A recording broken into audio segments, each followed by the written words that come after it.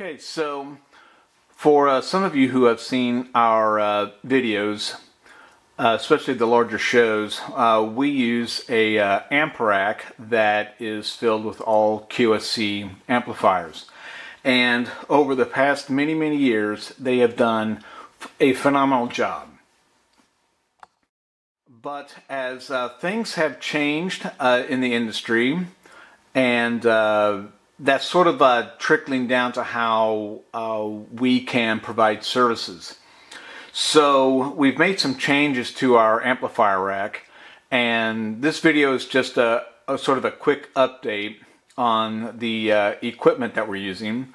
And we really haven't done too many videos on the equipment. We have done a few several years ago, but we really haven't done anything that shows any kind of updates.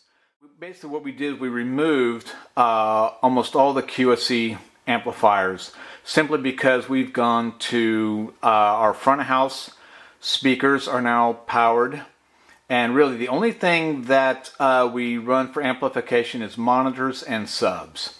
So up here, and I think you may have seen some of these amplifiers in previous videos, these are the QSC PLX3402s, and this is what we use for the monitors. This gives us 8 channels of monitors, which for the vast majority of the shows, this is more than adequate for what we need. So moving on down, now here are the, actually let me see if I can, we're going to drop this down just a little bit here, making hopefully not too much noise because this thing's sort of old. Alright, here are our 2502s. These used to run front house, and then they went to monitor duty for a little while, but now these are just backups. For whatever that we need, they're just backups sitting in the rack. And down here, the other addition here that we have is the, so we can drop this down a little bit more. There we go. Okay, the other addition that we have here are the Crown the Macrotech 9000Is. And these amplifiers have replaced, the 4 QSC PLX3602s, which I think you used to see in this rack because they were directly below these other QSCs. So one of these amplifiers, one of the Macrotechs, can produce 7,000 watts. And basically for how we use them, that is 3,500 watts a side at 4 ohms. So one of these amps, one of these crowns, have replaced 2 of our PLX3602s.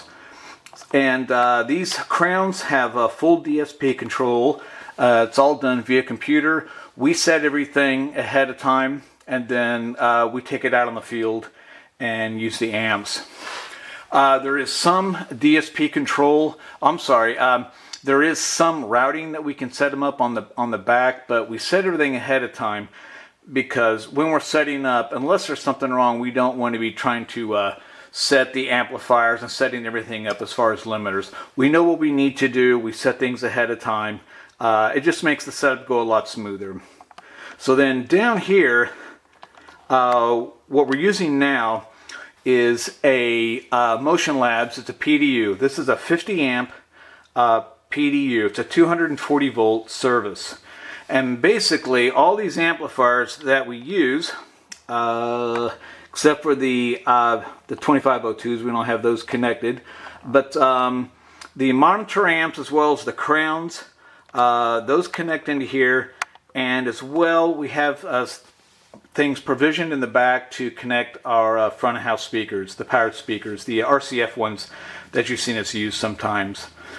So this PDU, we just connect in it's a Camel Lock device. It's a CS series device that connects into it. It comes from a generator, and we have six individual circuits. They're all 20 amp circuits, which is actually pretty adequate. And with the advent of Class D amplification, which is what is running in the crowns, we can get a huge amount of power. It is a lot more efficient than the Class ABs. So we have once again, we have a weight reduction in the rack, and we have an increase in power. Okay, and let me give you an example here of connecting, if you will, a feed that would come from a generator. Okay, maybe a little bit better of an angle here on this, but we used to run, well, I mean, we still do, not used to, but we're trying to get away from running individual SOW 10 gauge cords everywhere. And with a PDU, this drastically reduces the need to run cords. So, but we still have to carry cords around to service the PDU. Now here, this is a generator cord that I'm using right here. This is it's a 6 gauge 4-wire. It's 240 volt.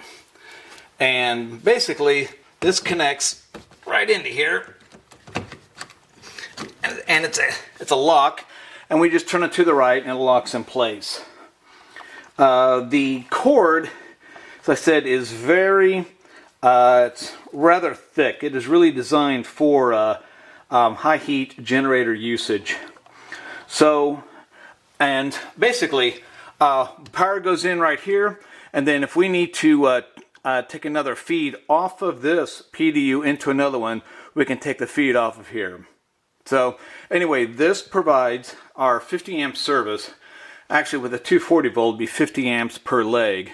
So we actually have about 100 amps of service here that goes across these 6 breakers. So this should drastically decrease the amount of time that it takes us to power the rack, as well as front of house, the consoles, monitor console, and even the band instruments and stuff can all connect into this.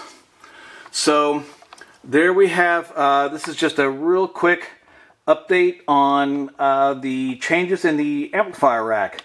So all the QSC amplifiers, I said the 3602s are unfortunately gone. They've been great, there were no issues, but we've sort of had to change the way we do things. We are reducing the weight we're carrying, and we've had to be more efficient at running power.